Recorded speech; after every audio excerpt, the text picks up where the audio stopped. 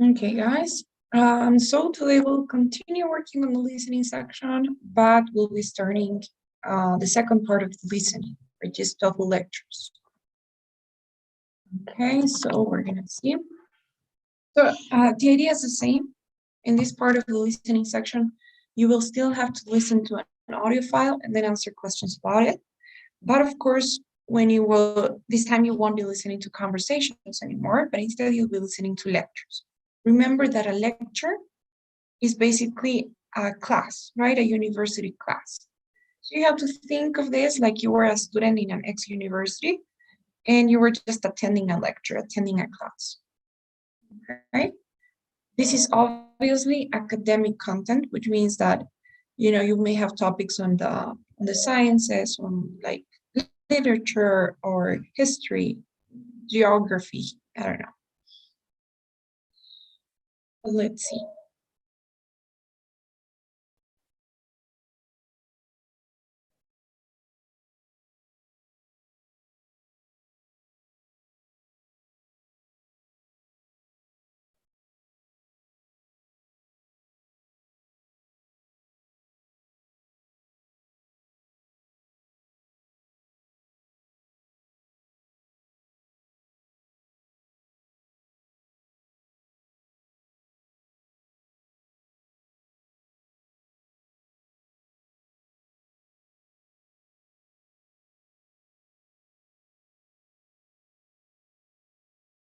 Okay, yes.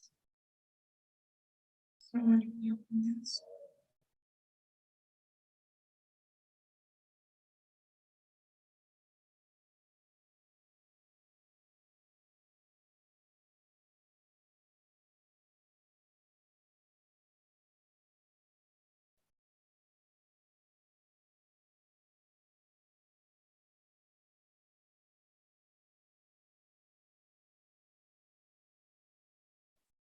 Okay. So now we're going to be looking at the lectures, as I was telling you. Remember that currently the number of lectures that you may have is 3 or 4, right? Depending on whether you have the extra one or not. So you can either have 3 lectures or 4 lectures, depending on if you get that extra task in the listening or not. Each lecture is a little bit longer than the conversations were. So each lecture is about 3 to 5 minutes long. Sometimes you may even have longer lectures. Sometimes they can even go about 6 minutes long. And remember that you have one more question per lecture, right? You get 6 questions per lecture, which means that you should dedicate a little bit more time for the lectures than for the conversations, right? That's why I told you initially, it would be great if you can use 6 or 7 minutes for the conversations and 7 or 8 minutes for the lectures, right? Use a little bit more time. And in the lecture, you will just be hearing one person speak, right? The professor. So let's take a look at the lectures.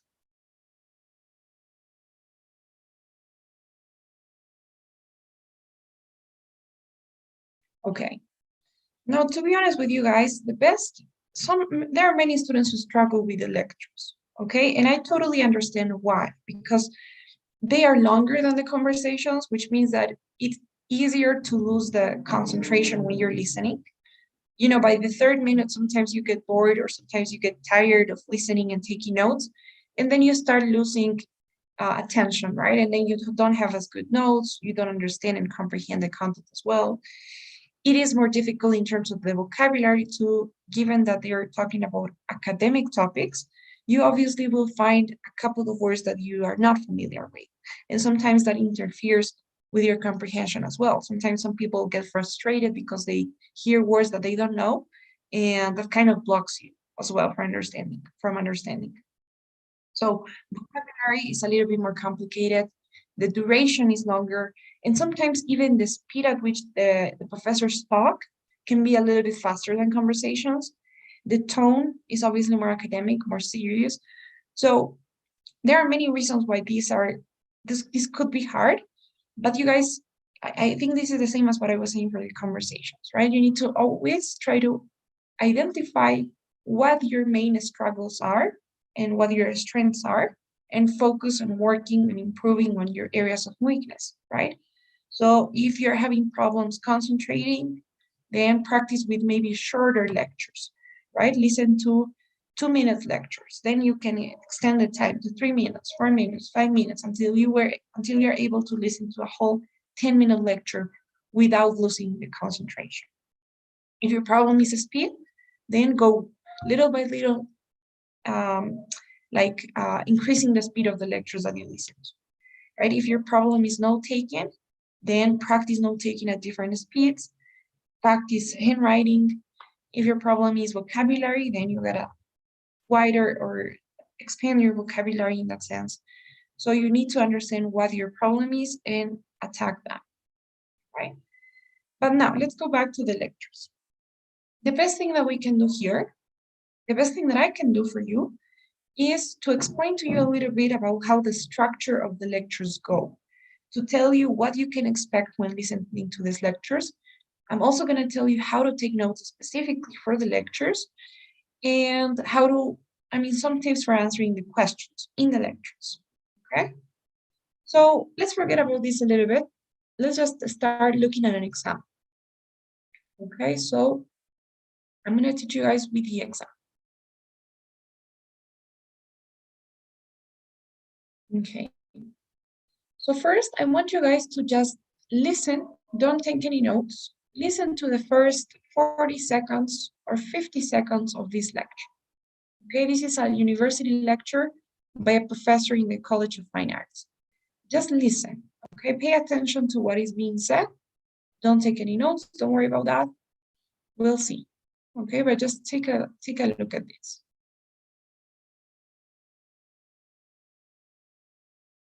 Listen to part of a university lecture by a professor in the College of Fine Arts.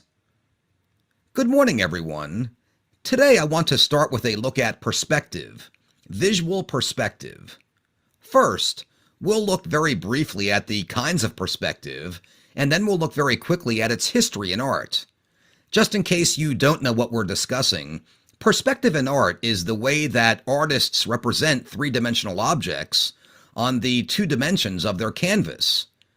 There are 2 basic sorts of visual perspective: aerial perspective and linear perspective. Aerial perspective, and aerial just means air or atmospheric, not your view from an airplane. Aerial perspective is the way that the atmosphere affects how we see things, especially distant things. I won't try to go into the laws of physics that are involved here, but it is aerial perspective that makes a mountain in the distance appear to be a different color, that makes it seem hazier, less distinct than closer objects. These are effects that really... Okay, so we're gonna stop there. So what we heard was first the introduction of the lecture, and then we went on and listened a little bit of the body of the lecture as well. Okay, but first let's focus on the introduction of the lecture. Every lecture that you guys will hear will have an introduction. Okay, this is the transcript. So this is what the professor said in the introduction. Good morning, everyone. Today I want to start with a look at perspective, visual perspective. First, we look at this, and that. Just in case you don't know what we're discussing, perspective is this. So what do we have in the introduction? First thing, we have a greeting, right? The professor is greeting the class. So nothing interesting there. But then we have, and we know in the introduction what the topic is, right? That is the first thing that you will have in the introduction, which is really important, believe me. Maybe 60% of the time you get a question about the topic. And imagine 1 question out of 6 is actually a lot, right? So the first thing that you get in the introduction is the topic. It says, I want to start with a look at perspective, right? Visual perspective. That is the topic. What else do we have in the introduction aside from the topic?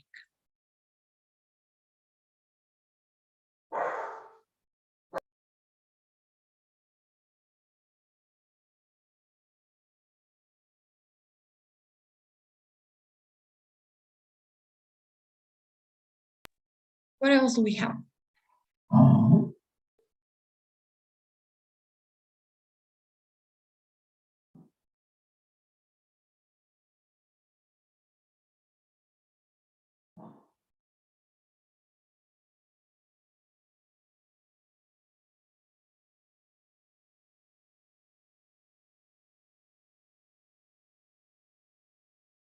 Aside from the topic, the professor also tells us a little bit about the structure of the lecture, right? About how this lecture will be organized, about the specific information that will be covered in the lecture, right? Related to perspective. The professor says, first, we'll look briefly at the kinds of perspective, and then we'll look at very quickly at its history in art. That is going to be the structure of the lecture. And this is perhaps the most important part for you to understand. Okay, the structure, how this lecture will be structured, what information will you have of perspective in this case. Why is this so important? Because once you understand this and you hear this part, then you become an active listener, right? You know that the professor will first talk about kinds of perspective. Kinds of perspective means classification, right? The professor is going to classify perspective. And you should already know that classification, when it comes to the TOEFL test, usually works in the same way. That means that the professor will give you the types of something and then the definition of that type of thing and then an exam. So that makes you an active listener and you already know what to expect. You know that in the next part, you'll be listening to the types of perspective and you have to understand what the names of the types of perspective are. You have to understand what they are, the definition, and you will probably expect to have an example as well for each type of perspective. So this is the structure, right? And then they say, then we'll look very quickly at its history in art. So when you hear that, then you already know that after the types of perspective, you will have history. That means you will probably have a sequence of events, right? So you have to kind of pay attention to the sequence of events, to what happens first, what happens later, what happens after that. You know that you will probably have a lot of names, so you will be paying attention to maybe the origin of perspective, who created the theory, I don't know, like who used perspective for the first time. You know that you'll be maybe hearing about some dates. So what date? You maybe will be hearing about places, so where this happened. So that is history, right? And obviously the sequence of events. So understanding the structure will make you an active listener and will make you a better note taker because you will organize your notes based on the structure of the lecture. And we'll talk about this in a little. So that's the second thing that you guys have in the introduction. You have the structure of the lecture.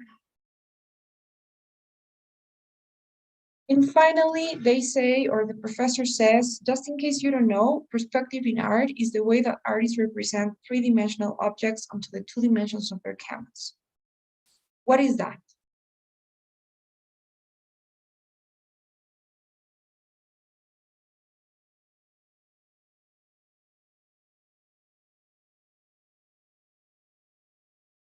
That is the definition of the topic, right? Now, obviously, you won't always have a definition. Sometimes you have something different. Maybe the definition is pretty obvious. Maybe everybody knows what the topic is. So maybe the professor, instead of having a definition, will present to you some examples or maybe a question or sometimes like a fun fact. So you may have different things, but sometimes you have some sort of explanation or definition of the topic. Right? Those are the three things we have in the introduction, and believe me, those are key for your understanding and for you taking good notes. And then as you can see, the professor actually does what he says, right? The professor starts talking about the types of perspective here, and then the professor talks about later the history and art. Okay, we'll listen to the lecture later, but I just wanted you to be aware of the elements that you have in the introduction, right? The first 30 seconds usually. Is this okay so far? You guys have any questions? Now, another thing is that the lectures will always be like that, will always be broken down into different subtopics. So the bigger topic, the main idea here is visual perspective, but this topic is broken down into different elements, right? You have classification, history, you may have examples. So it's always broken down into different things. It's not just one unity, but it's different unities, right? To be honest, I want you guys to imagine the transcript of the lecture, and I want you to imagine and visualize paragraphs because the information is divided into paragraphs if you see the transcript. If you see the transcripts of any lecture, you will never have that it's just one long paragraph. It's always divided into different paragraphs, and each paragraph focuses on only one idea. It's a unity.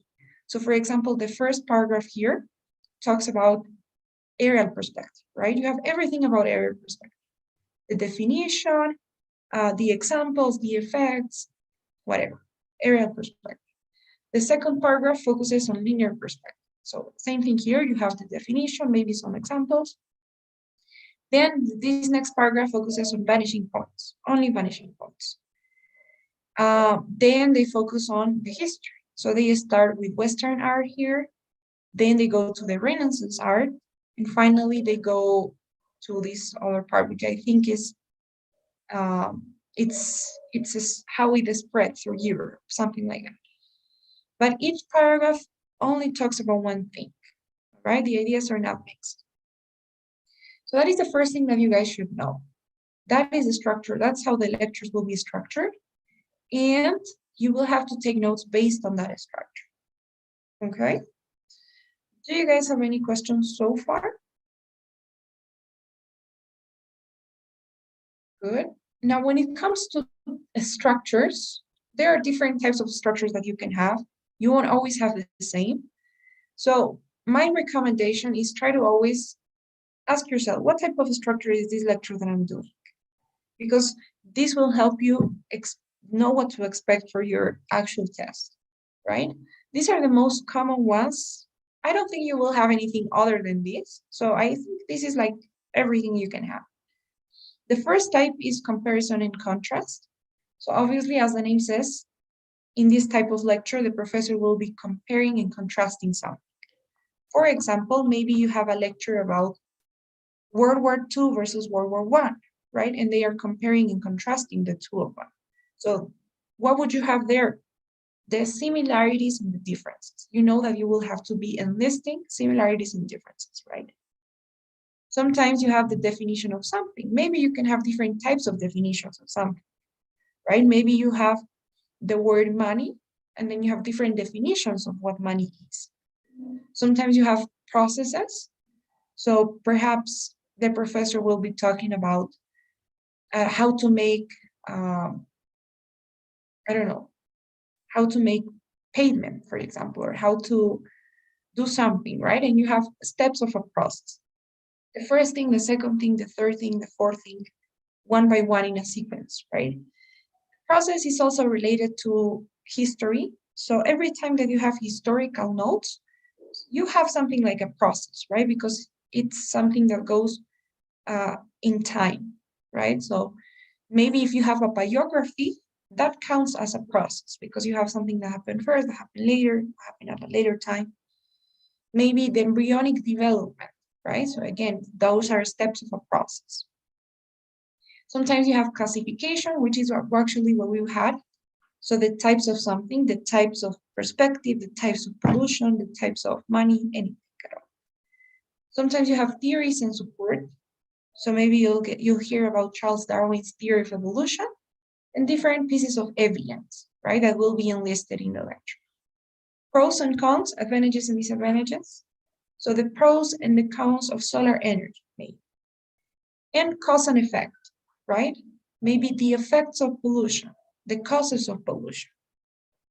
So these are the types of organizational styles that you can have in the lectures, okay? And according to what you have, you will take notes. So, is this okay? Do you guys have any questions up until this point?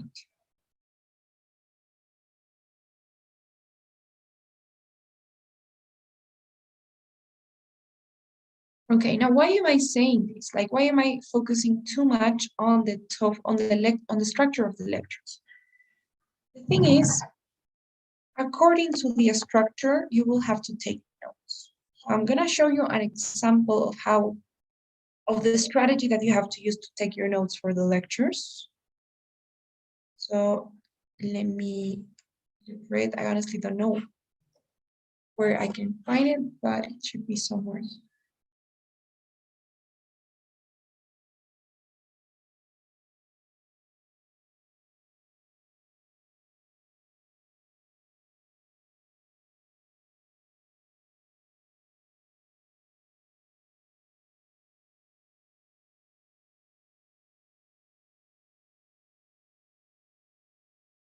Okay.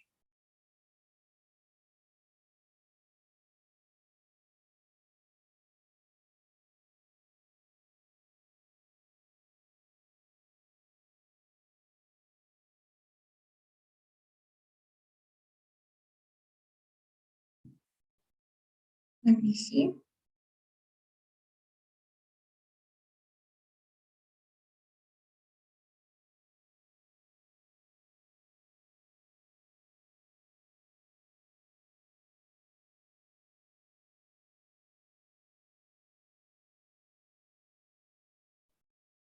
Okay.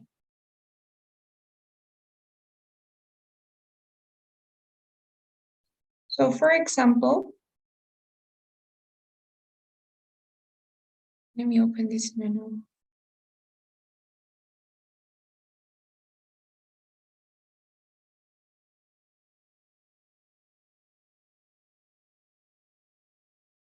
All right. I actually had an example. Okay, so for instance, let's take a look at this. This is an actual picture of my notes from a lecture. I'm gonna show you what the lecture was about.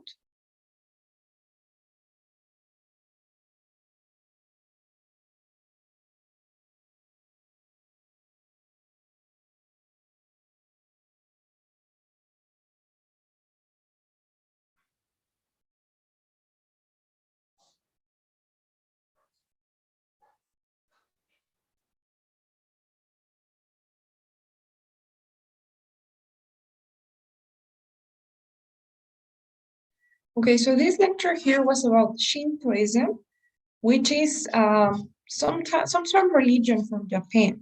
Okay, it's an Asian religion, a local religion, a small religion, and the professor was just talking about that religion. Okay, let's see the transcript.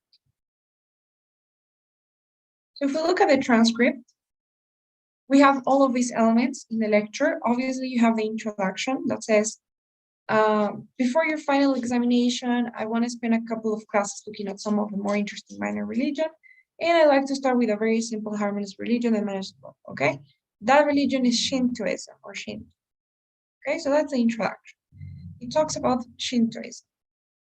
Now, as you can see in the transcript, you have different paragraphs, right? And as I was telling you before, each paragraph will focus on only one idea.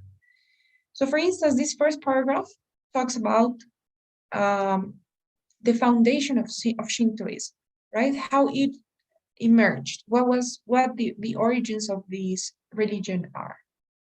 Then the next paragraph talks about the concept of the religion. It talks about what the people that believe in this religion, that follow this religion, believe in, right? So the beliefs of this religion. Then they talk about the shrines of Shinto shrines, right? And they describe how the shrines are, how they work, what they look like, and so forth. Then they talk about the mixture that has happened between Buddhism and Shintoism. They talk about the relationship between the two of them. And finally, or well, not finally, but they talk about the contribution of Shinto to world history. So the contribution of this religion to world history. And I think this is the same, right? They continue talking about the contribution of Shinto to world history. And finally, they talk about how this religion affects society now in Japan. Okay, so as you can see, they talk about different elements in each unity, in each paragraph. And what you guys have to do is, first of all, you need to be able to identify when one idea ends and when the other one starts. How do you know that? Obviously, because of the content, you will obviously notice when the professor is talking about one thing and then changes the topic. So they start talking about the foundation and then they talk about the shrines. Those are different ideas. So you will know that they are different. How else do you know when an idea ends and the other one begins? Because of the way that the professor speaks. The professor is not a robot, right?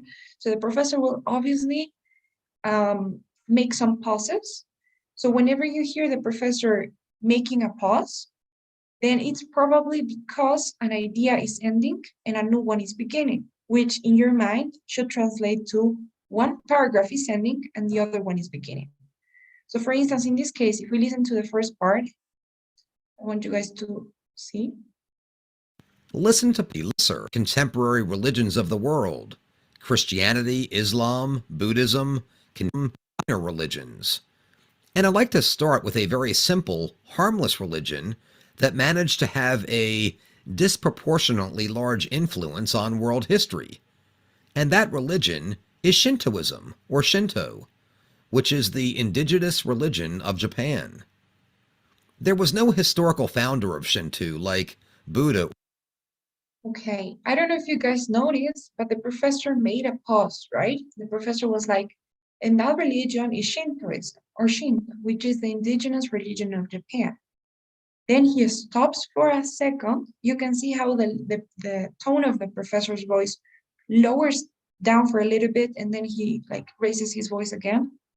And he starts with a new idea, right? And he's like, there was no historical founder of Shinto, but between one and the other, there was a pause.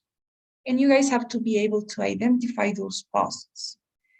You need to be able to know when an idea ends and the other one begins. Another way that you can know when that happens is just by calculating the time. You know that the professor won't be talking for too long about one idea. Look at how the paragraphs have kind of the same length, right? Obviously, there are ones longer than the others, but in general, they have kind of the same length. So you know that kind of like every 30, 45 seconds, the professor is changing the subject or changing the paragraph, right? So those are some ideas on how to identify when the professor finishes an idea, starts a new one. Now, why should you do that? Like, why is that important? Because according to this, according to its structure, you will take your notes.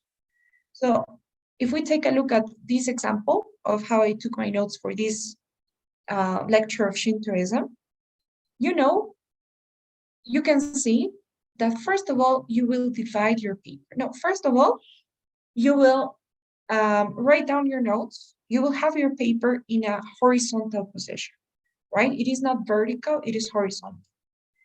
And what you will do is you will divide your paper into 9 different boxes. As you can see here, I have 9 different boxes, right? Box 1, 2, 3, I have 9 of them. You also have to do that. You gotta divide your paper into 9 different boxes. You can do it the way that I did by drawing some lines, although you can see that they're not perfect. My lines are not that good. Or if you want, you can also, especially if you take the test and write down your notes on real paper, what you can do is um, fold the paper, right? You can fold the paper. I think you would have to fold it 4 times until you have the divisions that you need. But the important thing is that you divide your paper like this. This is really key, okay? You divide your paper into 9 boxes. And what you're gonna do is you're gonna take your notes from each idea in a different box. This is really important, and believe me, it will help you a lot. So in my case, for example, as I was telling you, I have my notes here from the first paragraph, which was about the foundation of Shintoism, right? So I have no founder, no text, images, or icons. So everything that I heard about that first idea of the foundation of Shintoism, I have it here, foundation. Then I have something about the concept. So the second paragraph was about the concept of Shintoism. So I have my notes here. Then the third paragraph was about shrines. So I have my notes about shrines here. Now, honestly, in the next one, I wasn't sure what it was about, but I knew that it was a different idea. So I didn't have any title or anything, but it was about Buddhism, right? So I have everything here. Then I have the contribution of Shintoism to world history. And then I think this is a continuation of the previous one. And finally, I have the how Shintoism affects daily life, right? So I have my notes there. So every box is dedicated to a different idea. How do you know when to move from one box to the other? That's why, like this is a good idea because if you have filled the box, then your chances are that it's already a new idea, right? You will never need more space because the ideas don't last that long. So once you fill one box and you complete one idea, then you have to move on to the next box, then up to the next one, and so forth. Okay? This is really key because a lot of times, if you take your notes just like in the classical, typical way, you have a lot of ideas, but you end up forgetting how they relate, right? And when it comes to answering the questions, like maybe there is a question that asks about the shrines, okay? Maybe the professor will be asking, why or the question will be, why does the professor mention Yasukuni? I don't know. Why does the professor mention Yasukuni? So you have in your notes the word Yasukuni, you know that it's there. But in the options, you will have option A, in order to explain the concept of Shintoism. Option B, in order to explain how Shintoism is related to Buddhism. Option D, in order to explain how the shrines look. Or maybe option C or option D, in order to explain like the political affairs of World War II. So by just by having the information ordered, then you know that Yasukuni, maybe we don't know what it is, we don't know how it's related, but we know that it was mentioned when talking about the shrines, right? So you will be able to answer that question just because you have this information here. You know that it belongs to the category of shrines, so it's got to be related in some way to shrines, right? If they ask you about the flag of Japan, then you know that it's related to Shintoism contributing to world history. So this is a great thing because if you didn't have this, then you will have in your notes just a kuni, but you don't know where it belongs, right? You don't know what it's related to. So you will be mixing the ideas. Okay, guys, this is what you have to do to take notes. Honestly, like I've tried different ways, and this is the way that I actually used in my test, the best way that I found works for me and for other students as well. So this is my suggestion. Okay, guys? Is it okay? Do you have any questions about this?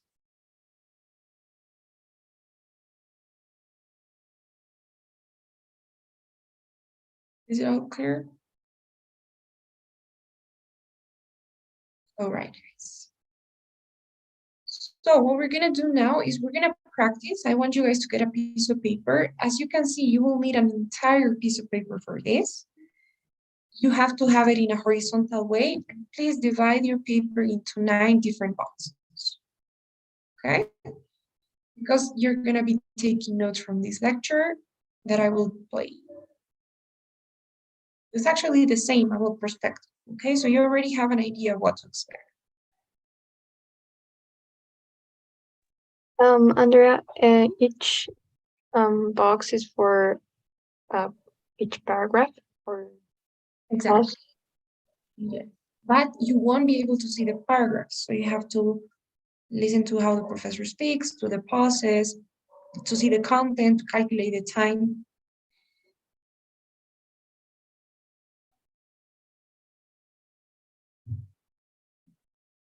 Any other question? Are you guys ready to take notes? Yes. Okay. So let's see. Listen to part of a university lecture by a professor in the College of Fine Arts. Good morning, everyone. Today I want to start with a look at perspective, visual perspective. First, we'll look very briefly at the kinds of perspective and then we'll look very quickly at its history in art. Just in case you don't know what we're discussing, perspective in art is the way that artists represent three-dimensional objects on the two dimensions of their canvas. There are two basic sorts of visual perspective: aerial perspective and linear perspective. Aerial perspective, and aerial just means air or atmospheric, not your view from an airplane. Aerial perspective is the way that the atmosphere affects how we see things, especially distant things. I won't try to go into the laws of physics that are involved here, but it is aerial perspective that makes a mountain in the distance appear to be a different color, that makes it seem hazier, less distinct than closer objects. These are effects that realistic artists attempt to reproduce carefully and that impressionists use to create their own effects. Just think of many of Turner's landscapes or cityscapes like his Ditto building Carthage to get an idea of how the air can affect what we see. Another perspective, linear perspective, is the way that things seem to get smaller the farther away they get. A classic example of this is the way we perceive railroad tracks or a line of telephone poles running away from us. They seem to get smaller and smaller as they recede, until they vanish in a point on the horizon. And this point is appropriately called the vanishing point. This effect happens whenever there are parallel lines like the two train tracks or the tops and bottoms of the telephone poles. Now, an object or a scene may have more than one vanishing point. A cube, with one of its faces squarely perpendicular to us, has a single vanishing point, directly behind it and on the horizon. But a cube with one of its vertical edges facing us has two vanishing points instead, one for the right-hand face and one for the left-hand face. And these points are off to the right and left respectively, on the horizon, where the parallel lines of the faces seem to converge. And then, if this same cube is viewed from somewhat above or below, it will have three vanishing points, one to the right, one to the left, and a third one behind it and below or above the horizon. This is easy to visualize if you look up at a corner building from its street intersection. You can look down one street to see the right-hand vanishing point, look down the cross street to see the left-hand vanishing point, and then look up along the corner of the building to visualize the third vanishing point. These kinds of perspective are easy to see if we view geometrical shapes or man-made structures. But of course, natural scenes don't have any sets of parallel lines, so they have no vanishing points. But that doesn't mean that they don't exhibit perspective.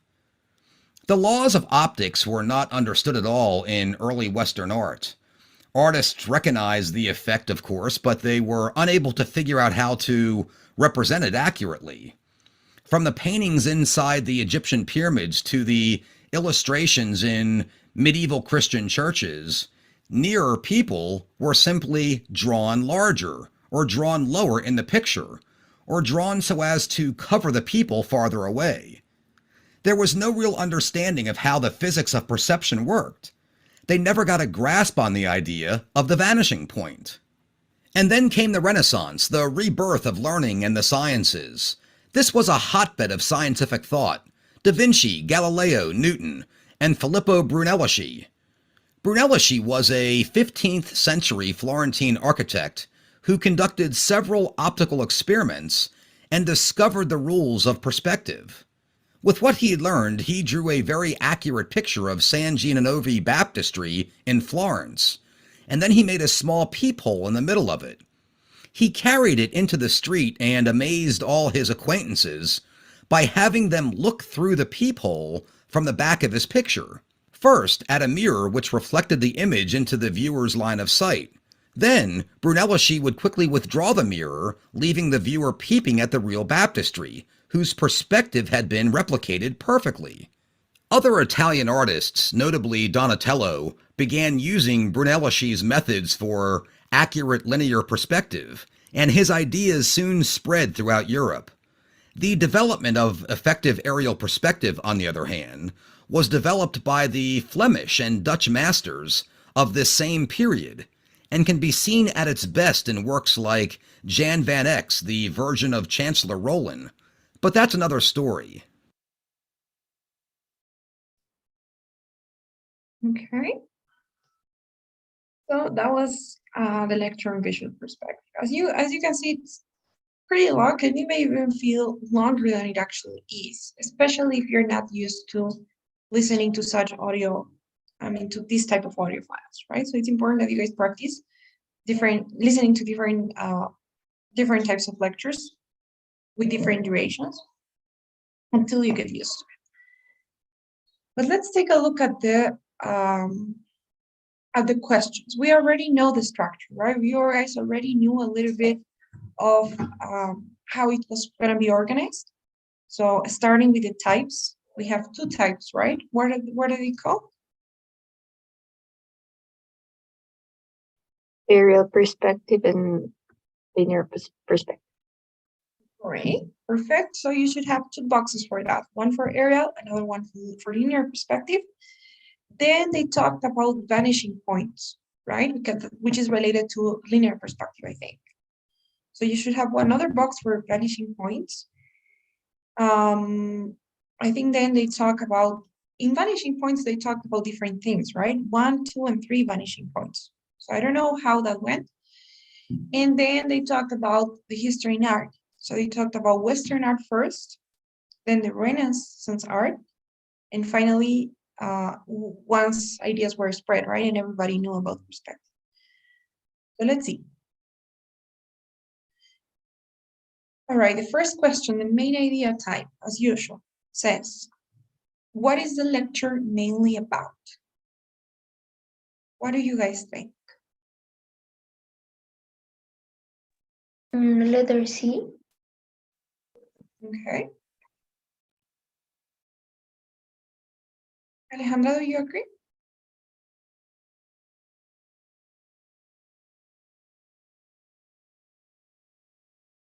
No, I'm not. I'm not sure which option it could be. Okay. Lorena, what about you?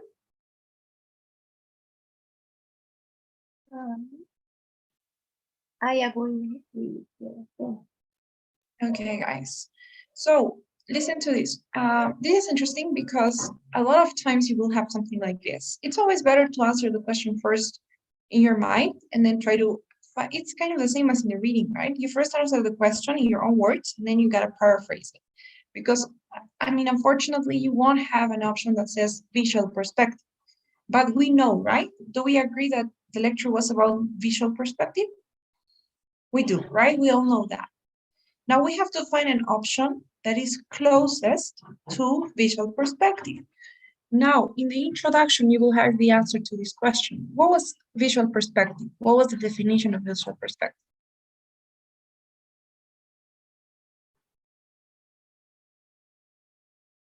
Look at your notes. What is visual perspective? That was mentioned in the introduction.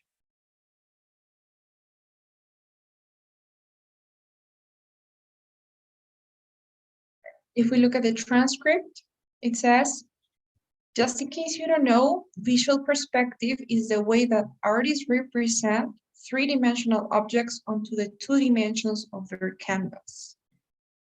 Right? That is visual perspective. The way that an artist represents something that is three-dimensional, something from the real world, onto a two-dimensional canvas, right? Because you're painting a two-dimensional canvas. That is visual perspective.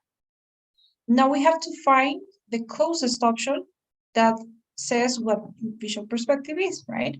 Now, an interesting observation. No, it wasn't an observation about anything, right? It wasn't an observation about visual perspective. It was actually a description of what visual perspective is, its types, and its history. So it was in general about visual perspective.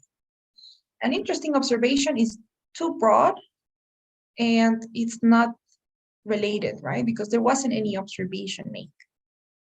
Now, option B says an optical effect. Is visual perspective an optical effect? Are you guys sure that it's not an optical effect? It Remember? can be because talk about the how the 3 dimensions can reproduce in 2 dimensions. I think so. It can be. Exactly. It makes sense, right? Because visual perspective is when you see a painting and you think, I mean, you know, well, it's something that's 3D, as Fancy said, right? Represented in a 2D canvas. So it's like you see a painting of a mountain and you can see the depths and the heights and everything, but it's just something flat, right? It's a 2D uh, 2D surface, but you can kind of get the feel that it's a 3D thing. So let's leave it there for a second. Now, an artistic viewpoint. Now, this is fun because viewpoint is a synonym of the word perspective, but is it used in the same context? No, right? Perspective has two meanings, or well, it only has one meaning, right? Perspective is the way that you see things, of course. But we can use that in the context of saying opinions. So, for example, my perspective about politicians is that, I don't know. So, that is my opinion about something, right? But in this case, they weren't talking about opinions, they were talking about visual perspective, perspective in art, right? However, the word viewpoint only refers to opinions, not to perspective in art, right? So viewpoint means an opinion. In this case, option C says an artistic opinion, right? So basically the opinion of an artist. But this wasn't about opinions, right? So it's not C. Is that okay? Yes. And finally, a historical evolution. No, right? They do talk about the history of perspective, but that wasn't the focus of the entire lecture. In the general, they talked about everything related to perspective, not just its history. So the closest option will be option B, an optical effect. Okay, because that is what visual perspective is. It's just an optical effect. Okay, guys, does it make sense?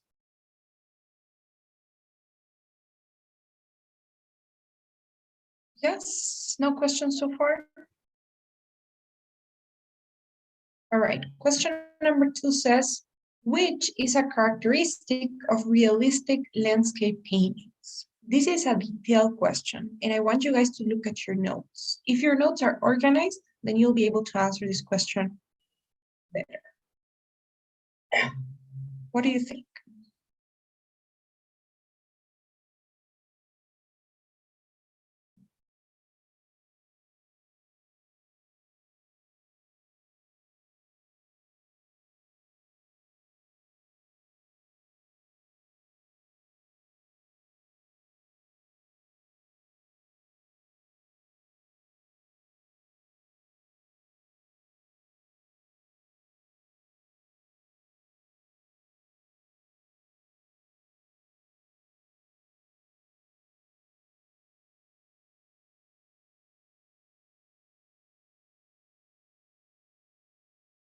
So,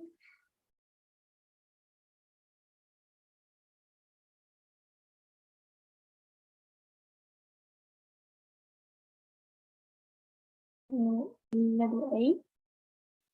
letter A. Okay. Does everyone agree?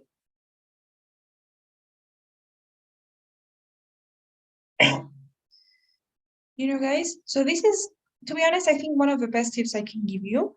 And this is related to what I was telling you before.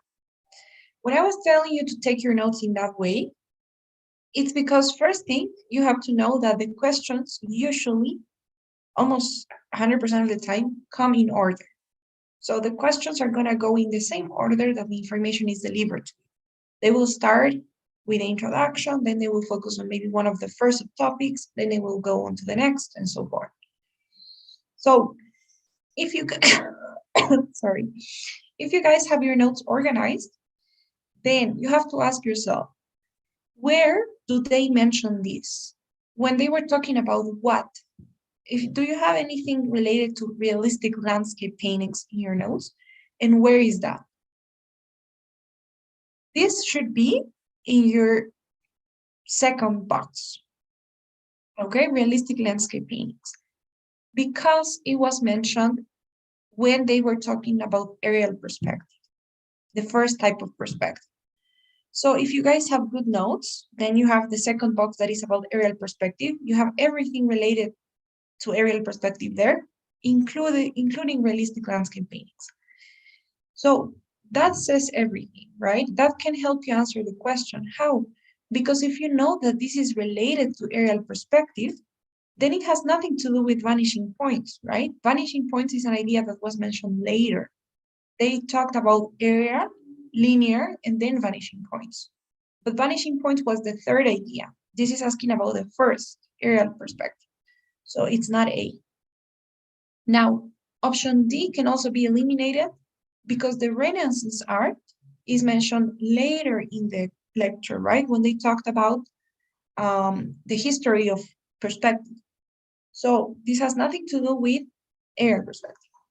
So now you will just have to see your notes and also just test your understanding and see which one of these is related to aerial perspective. It has to be B or C. I think it's gonna be C in this case, because I don't know if you guys have this in your notes, but you should. Aerial perspective is related to atmospheric effects, right? To the atmosphere or something. Distances is related to linear perspective. So it has to be C in this case. Okay, so answering the questions will be easier if you have your notes in order, because the questions go in order. You know that this question has to be about some of the first subtopics. And in this case, in your notes, you should be able to see that realistic landscape paintings were mentioned when talking about aerial perspective, which is related to atmospheric effects. Okay, so it's option C. Even if you don't know, because of like details and everything, just by looking at the order, you can eliminate options and you can get to the right one.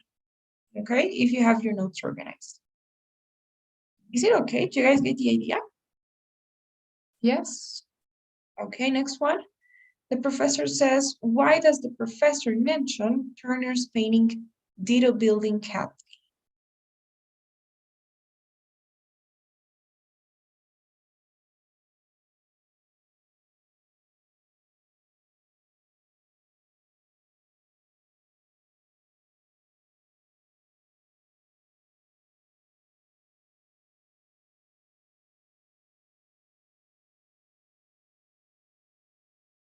Same thing as the previous one, right? Look at your notes. Where did they mention this? Did they mention it when talking about aerial, linear, vanishing points, one or multiple? When did they mention this?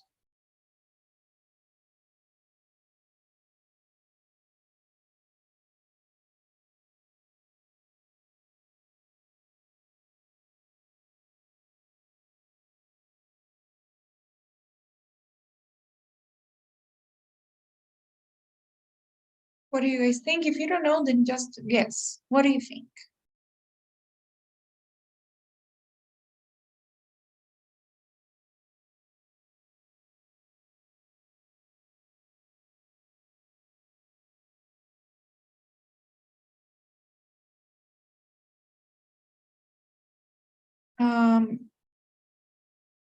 Fancy, what do you think?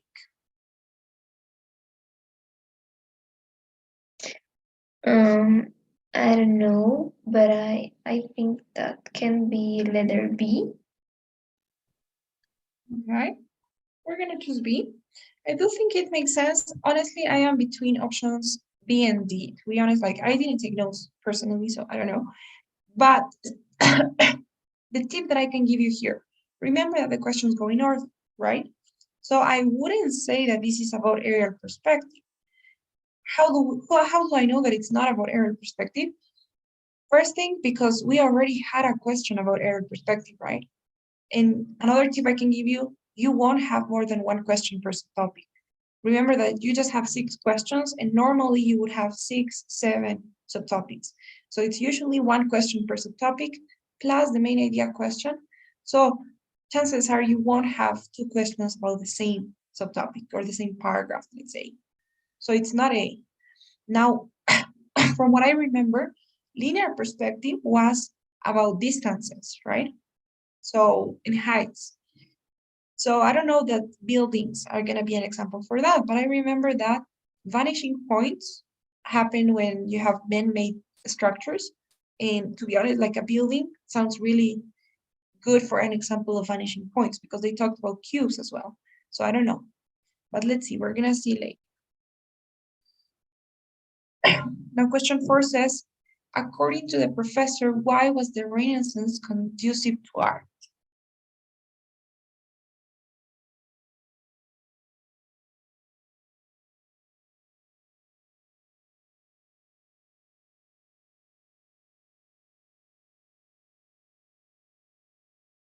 What do you think, Alejandra?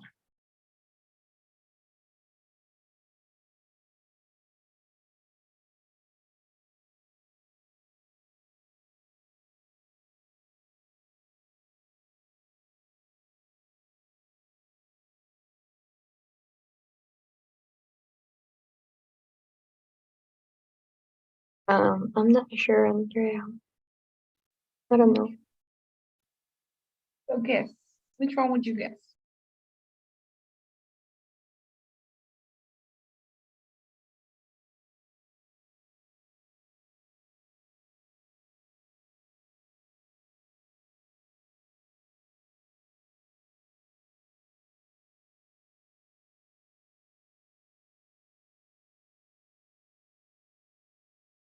I don't think it's C because earlier theories of perspective, I think they appeared in the Western art. Lorena, were you about to say something? Maybe letter D if you needed a large mass to develop linear perspective. Okay, let's go for that one. I don't know.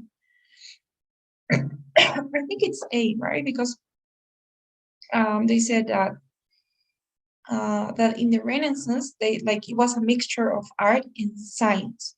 So that's how they started to be interested in perspective, right? Because they wanted to make things, they wanted to create a method for drawing and painting. So I don't know. It is definitely not B, right? So European thought has nothing to do with art, so not B. I was thinking C is not the correct one either because I remember that Western art is where they started with the earlier theories of perspective, but I don't know. We're gonna see. Now, question 5 says, foreshortening is a way of representing an object so that it conveys the illusion of depth, and its success often depends upon a point of view in which the sizes of near and far parts of an object contrast greatly. Foreshortening is an instance of what? Is an example of what? So representing an object with the illusion of depth. Far parts of an object contrast greatly, right? Sizes, depth. What is related to that? Sizes and depth, do you guys remember?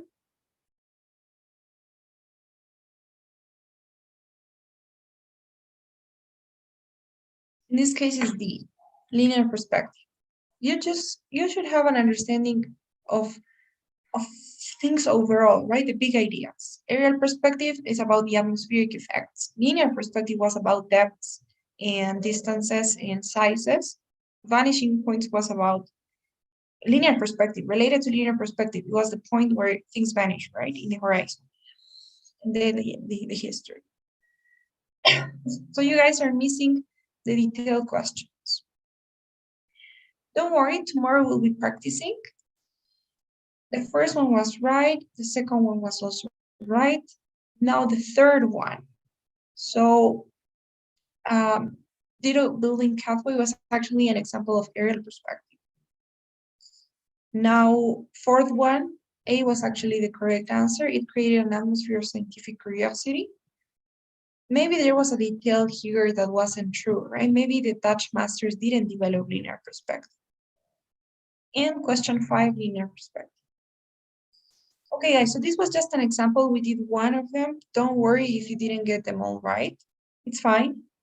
Tomorrow we'll continue practicing and we'll see more strategies, right? I will also be looking at your notes. So I'll ask you to send me a picture of your notes.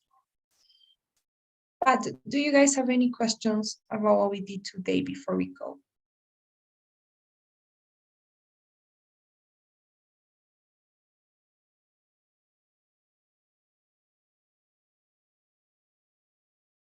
Okay, guys, if you don't have questions, please don't forget today's survey. And I'll see you guys tomorrow. We'll be practicing TOEFL lectures. Well, make sure you join.